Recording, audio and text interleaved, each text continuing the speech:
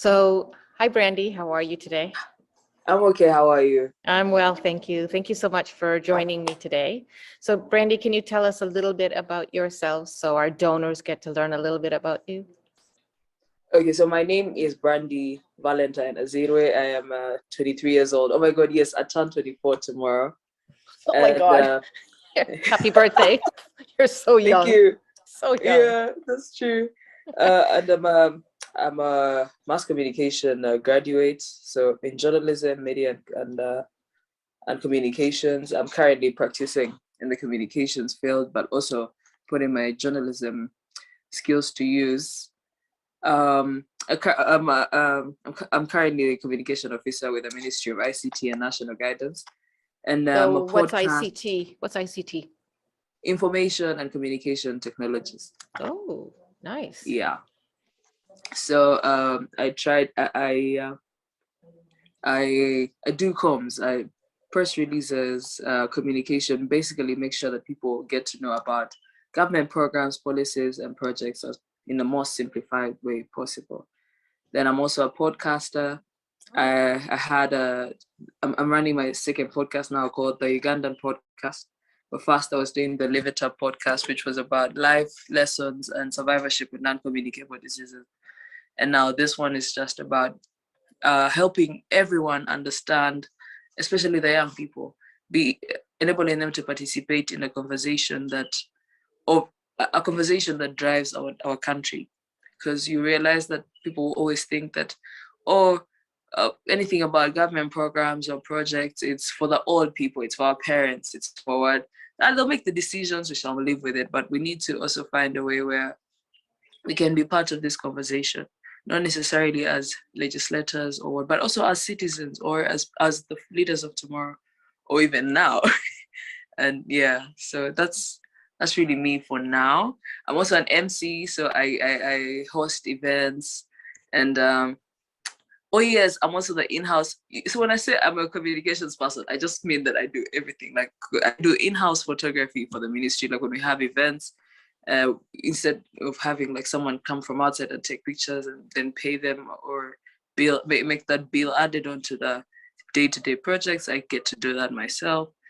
I get to also sit down with the different production teams due to my schedule and just like give direction to the content that we create so that it can cause as much impact as it can.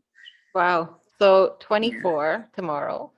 Very Yeah. accomplished for a young woman. So, I remember telling you that the girls, like, so you were in my 2019 training in Kampala, and I remember telling Yes. you how impressed I was because you and another girl were out of the 15 or 18 girls we had, the most Yeah. outspoken, but the most also hungry for knowledge. And I really loved that spirit that you brought into the class. So yeah, you're continuing that journey. I'm really proud of how far you've come in such a short time. Thank you. Well, I'm glad I got to meet you along the way, because you gave me a perspective, yeah. Because most of the time you'd find that most of the role models we have in our space, they're mostly either on TV as anchors, or they are big shots as producers, but like they never get to like get in touch with the work. It's just a few, and the ones who are, they don't like necessarily come out. You never see them. You only see them if they're covering an event that you're at. So it was just nice seeing an enthusiastic lady who is into photography down to the basics, getting to do the work herself, speaking out of experience, and also being able to let other people know that, oh, you could actually mold out a journey for yourself in this multimedia sector. So I'm grateful. Glad for that.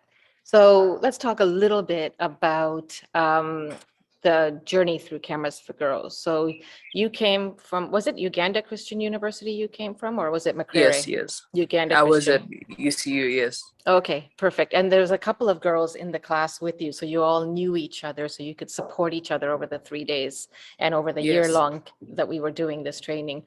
So what was the reason you signed up for the photography training in the first place? Okay. First and foremost, the first honest reason that just comes off my head like this was in our journalism class, every time they would tell us, oh, you have an activity, this is how people would divide out. The girls would we would choose the anchor roles, or you choose the acting roles. Then others would be script writers. But then the guys, somehow you'd find that they're the ones shooting. And you're like, they're the ones behind the camera. Just because they're behind the camera, that means they have control over the final output. And because it's very weird when you've not been part of the production process, and then you come and you're telling people do things like this. And I didn't want to. I'm glad I noticed it when I was early, and I was like, I need to work on this. I need to be part. I need to understand. I need to be hands-on with the equipment, and because that's where the magic actually happens. Yeah. So when that's one of the reasons I signed up. And then secondly, I wanted to know. They say when you stop learning, you stop growing. Yep. And an opportunity was present, and I couldn't. So I was like, "Oh, this is an opportunity. I need to take it." And then also I was excited that I was gonna get a camera of my own, and see how I can also do my own work.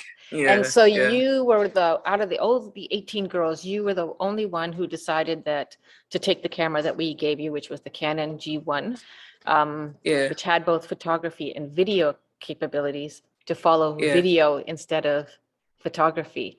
So was that because you were watching the males in your class do all that work, and now you could own that a part of yourself, or was it just video was more interesting than photography to you?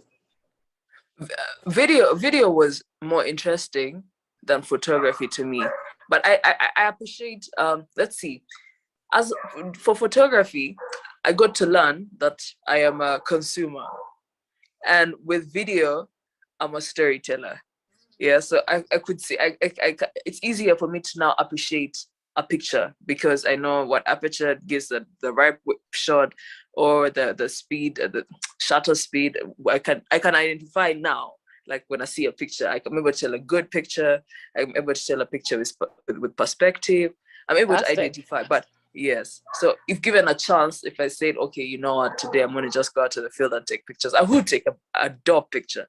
But the thing about video is, I'm a writer. Yeah, I'm a natural writer, and the ability to, and also I've been told so many times that my voice is good for voicing and stuff like that. I actually want to venture into animations next. But yeah, so I'm a storyteller, and why I brought up the boys in the class was I would write, you know, when you write a script and other people shoot it and then they have to edit it, and then you realize, when I wrote, I was looking for this kind of vibe, but the final product doesn't have that vibe, because again, they weren't part of your creative process.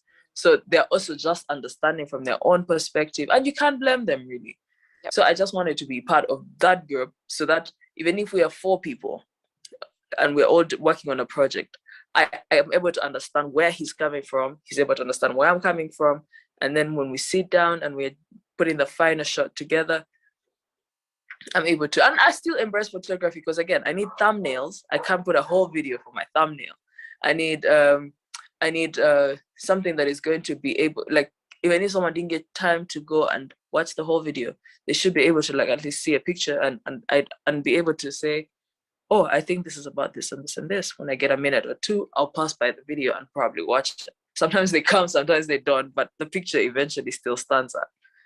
Yeah. That's fantastic. So how did podcasting develop out of that, journalism, passion, and photography and video? How does podcasting come into play? Podcasting comes into play more like, how they say, the story behind the headlines. Yeah. So the photos are the headlines. Yeah. This was the high moment. This was the real moment. But then the podcasting creates room where you're able to tell the story. This is the story behind this picture. This is the story. This is why this lies behind this one, or this is why this one takes up the 4 space. It just gave me, podcasting just was a fruit of photography. Yeah, I'm able to take these pictures and give people ways to interpret them.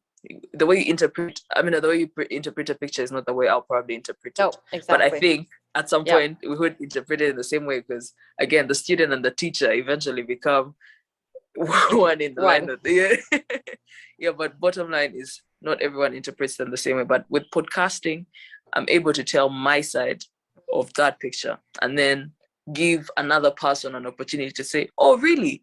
Okay, how about this is my side, this is what I think, and then be able to start a conversation around a particular picture. And everything is a picture. This is a picture right now. If I smile right now and someone Yeah, took a exactly. screenshot and posted it, they'd be like, oh my God, these guys are having a merry conversation. I want to see it. That And reminds something me, like, I'm gonna do a yeah. screenshot. So, Yeah. so you started with Live It Up, Yes. and why communicable diseases? What was the journey into that? What spurred you into telling those stories? It's about non-communicable diseases, and why I chose that is because there's a whole conversation around the country on communicable diseases like Oh, HIV, like cough, tuberculosis, yes. and stuff like that. But when people are talking about the non-communicable diseases, it's just about statistics. Oh, we have lost this many people to cancer. Oh, there's this many people suffering from diabetes. Oh, we're finally going to get a dialysis machine. But no one is giving these stories. No one knows what are these diseases. And amazingly, these are the easiest diseases to actually avoid because it's all in your diet. It's all in. Yeah. But also, these are people who need our support because some of these diseases don't have like a roadmap, like, oh, if you do A, B, C, you're going to get like this. For example, I was working like with the Uganda Child Cancer Foundation, and it's a it's a foundation that that supports children battling cancer. So someone wakes up in the morning, and you find the love of your life, then you have your firstborn, like let's say 2 years down the road, and 6 months in, this child is probably having a swelling, and you keep going back and forth, back and forth. Eventually, it's a tumor, and then the child has like cancer. That means they can't go to the zoo. Things like the zoo, Yes. things like ice cream, they're now off your radar. You're now thinking bills. You're now thinking, who's the best doctor for my child? Is my child going to make it? And those are the people that need our support the most. Because the doctors also, because of the conversation that is minimal on non-communicable diseases, that means even when people are training in the field, they're training to treat communicable diseases, which leaves a lag behind. So you find like Yes.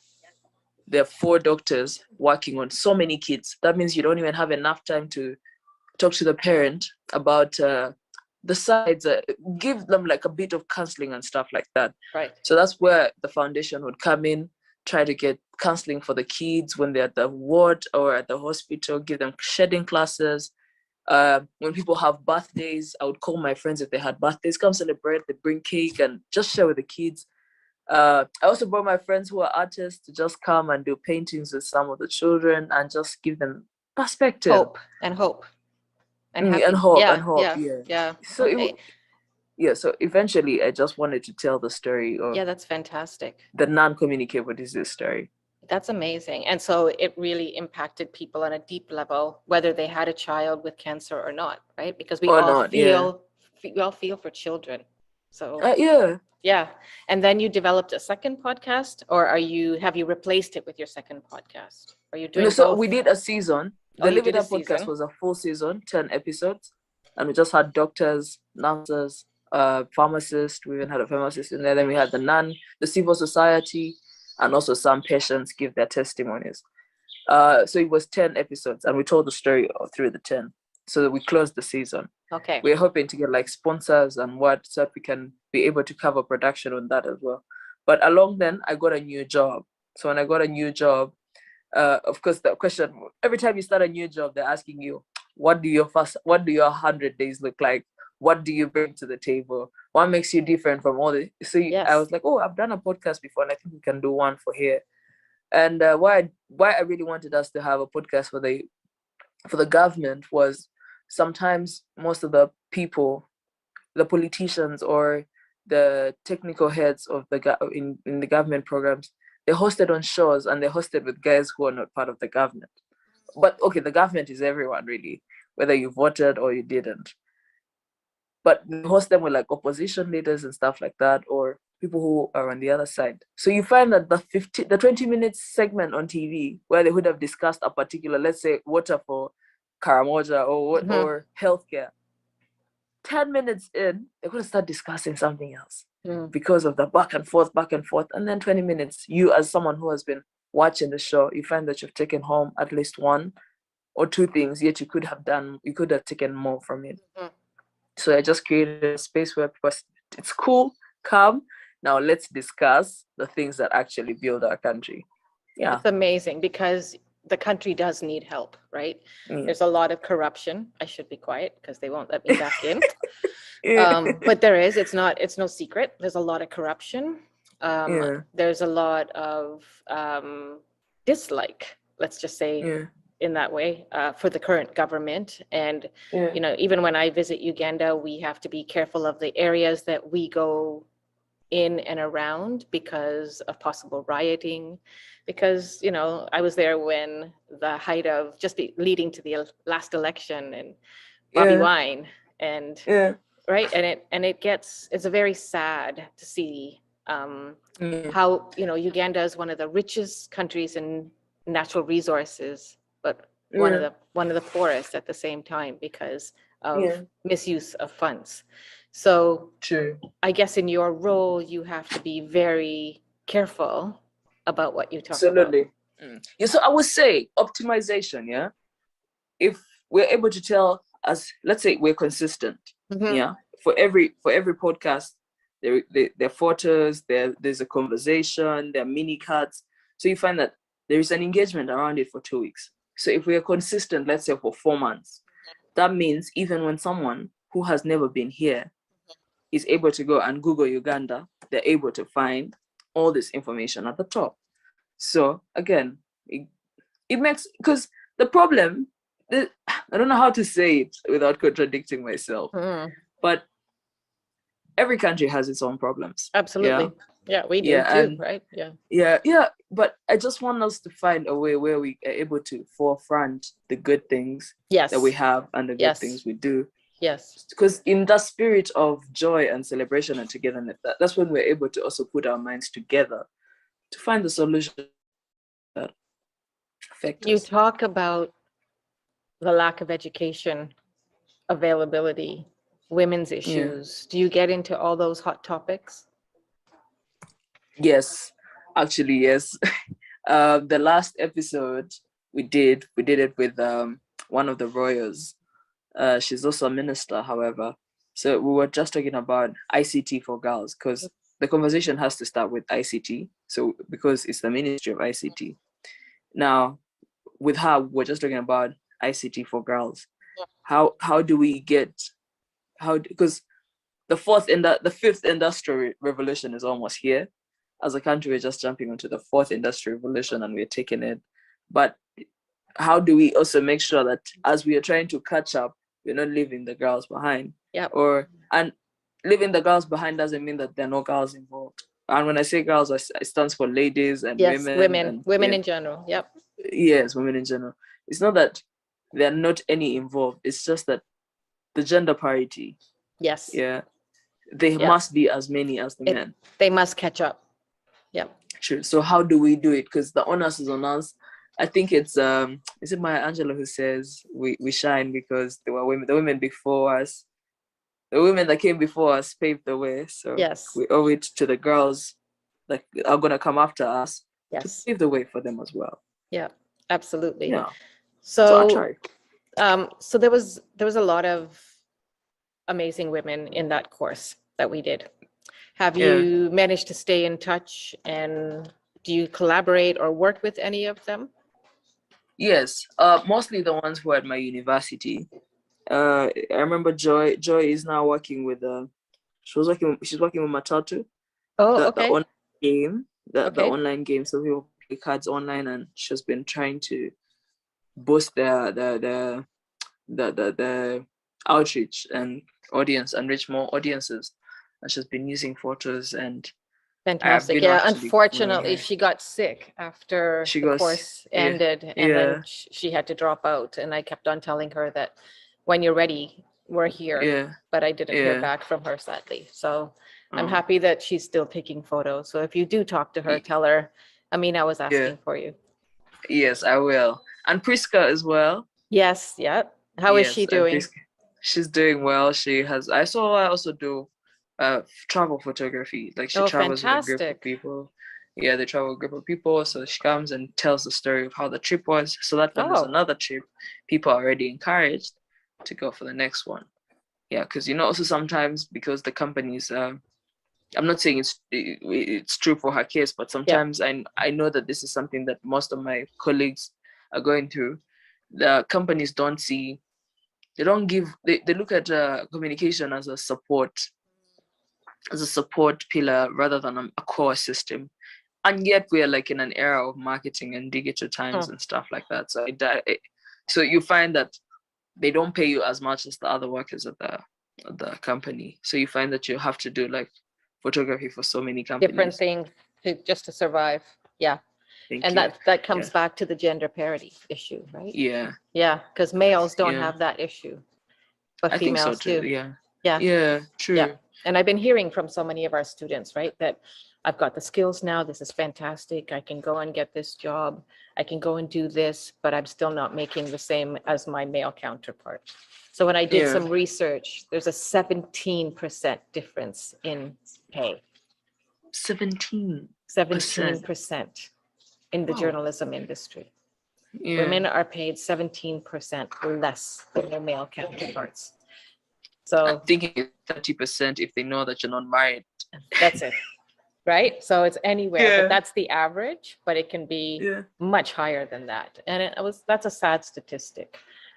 True. So even though we are doing our best to do the training, give the skills, resumes, cover letters, LinkedIn profiles, we can't fight alone for that gender parity issue. And it takes True. time.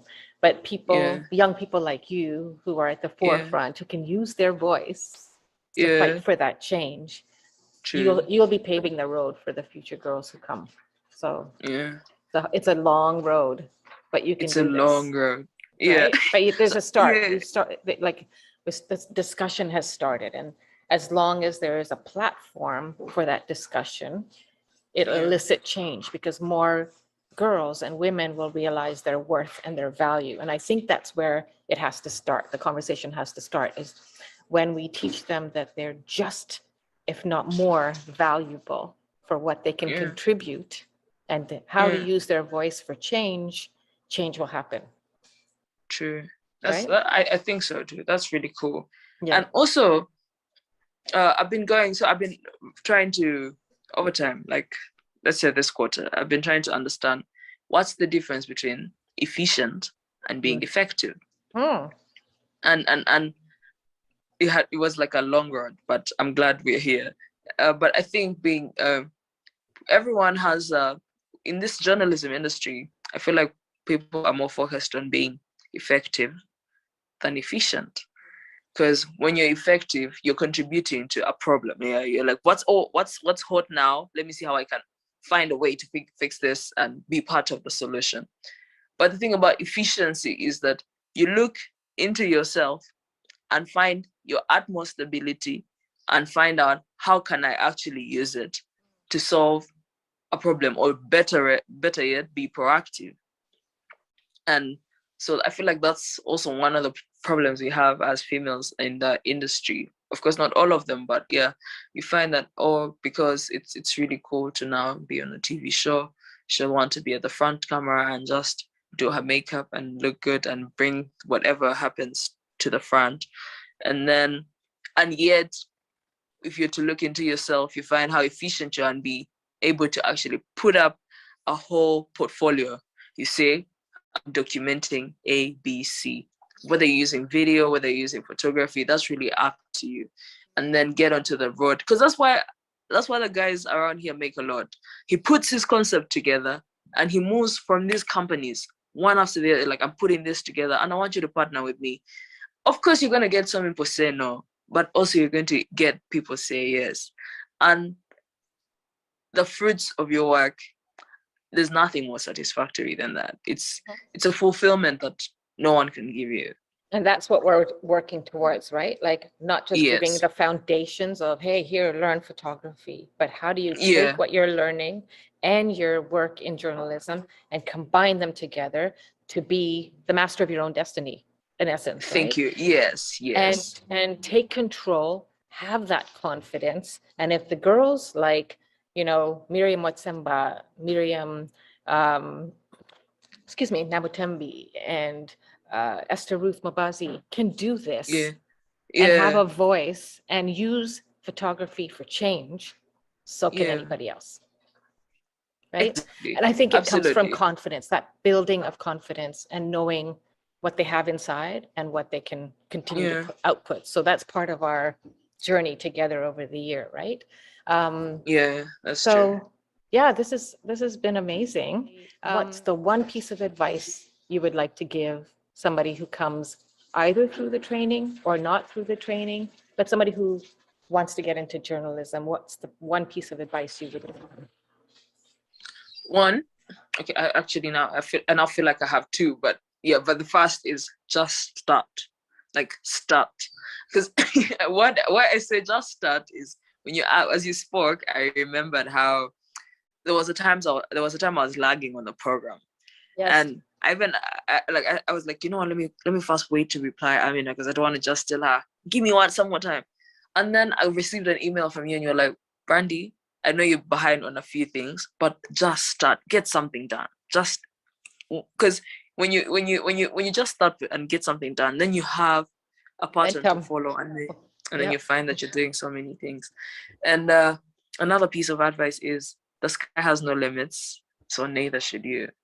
Yeah, don't limit yourself because you think you can't. Don't limit yourself because the people you think can are not doing the things they should be doing, so you think I shouldn't do what I also think I should be doing. And as Amina said, be the master of your own destiny. Yeah, so yeah, the sky has no limit, nothing. Yeah, So I neither should tell you. all of our students that doesn't matter where you come from, what your background is, Yeah, rich, poor, whatever it is, right? If you want yeah, something, you just have to go after it absolutely. and take it. That's true. Yeah. Yeah. Thank you so much, Brandy. I'm wishing You're you welcome. all like incredible success. Happy Thank birthday. you. Thank you. And I'll continue to watch your journey and you Yeah. rise. And Yeah. please continue to share all about Cameras for Girls. And we are Yes. currently recruiting for our next in-person training for June. I'm so excited to finally come back. That's So if so cool. yeah. So finally, You're gonna find ready minds, because schools have been closed for like 2 years. two People have just been years. trying to get their creative groove on. I So you're know, gonna I find a know. whole enthusiastic group of girls. Yeah, so if you know of any students who are wanting to come through this, journalism Yeah. students, Yeah. definitely send them my information and I'll send them the application. Absolutely, I will. Okay. So say hi to your Valentine, since tomorrow is Valentine's. Is it? Oh my God, yes, it is. Yeah. Happy Valentine's Day, Valentine. Thank you. Okay. You have a All wonderful right. day. Thanks again. And You too. we'll All talk right. soon. Bye. Okay. Okay, cool. Bye. Bye-bye.